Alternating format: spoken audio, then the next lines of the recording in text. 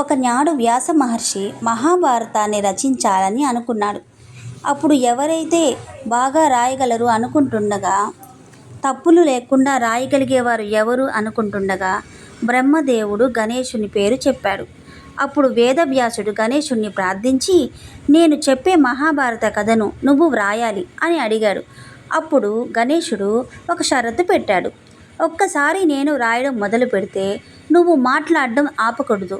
నువ్వు ఆగితే నేను కూడా వ్రాయడం ఆపేస్తాను అన్నాడు. అప్పుడు వ్యాసుడు, నేను చెప్పిన ప్రతి వాక్యాన్ని నీవు కూడా పూర్తిగా అర్థం చేసుకొని వ్రాయాలి. అలా నువ్వు అర్థం కానిదే ఒక్క మాట కూడా రాయకూడదు అన్నాడు. అప్పుడు ఇద్దరు కలిసి గ్రంథాన్ని రాయడం మొదలుపెట్టారు. వ్యాసుడు చెప్తూ ఉన్నాడు, గణేశుడు రాస్తూ ఉన్నాడు.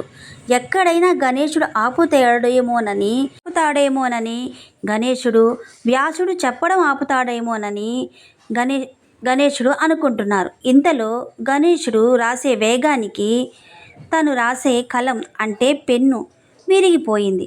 ఇలా విరిగిపోగా తన షరతును తానే నిలబెట్టుకోవాలన్న తాపత్రయంతో ఒక దంతాన్ని విరిచి కలంలా చేసి గ్రంథాన్ని రాయడం పూర్తి చేశాడు.